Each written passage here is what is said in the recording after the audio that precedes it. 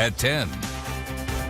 Good evening, and thank you for joining us. Brittany is in for Karen, who is off tonight. Tonight, a big development in the KCBD Investigates Testing Trust series. A federal grand jury has returned an indictment for 2 Lubbock men accused of defrauding hundreds of people. KCBD News Channel 11's Case Wilbanks joins us with this update. Case?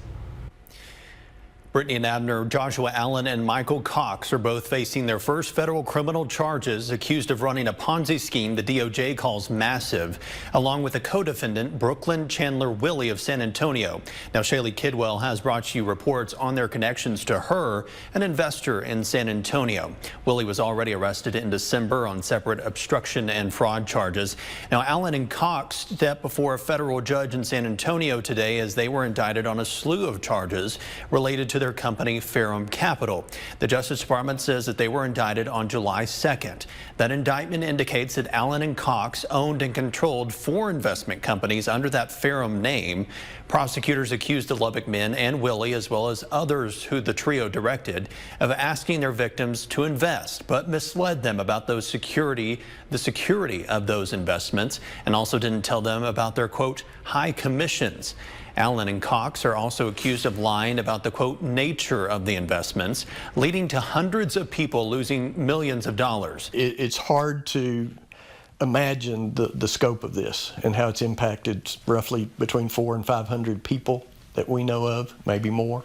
The DOJ says much of that money went to pay earlier victims of the investor fraud, which concealed the ongoing scheme and attracted more people who eventually also became victims. And it benefited Allen, Cox, Willie, and others as well.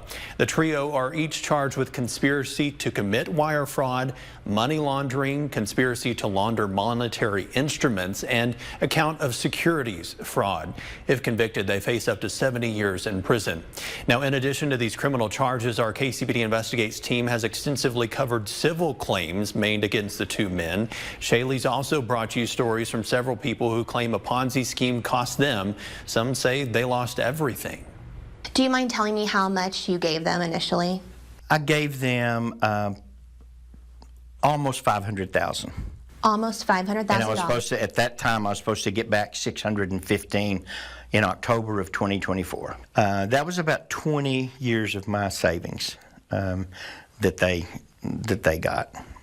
Also last month, Allen was in a Lubbock courtroom. 2 businessmen sued him, claiming Allen lost their money in an investment in an expansion of walk-ons to Amarillo and El Paso. You can see all these previous KCBD Investigates reports at kcbd.com. Brittany and Abner.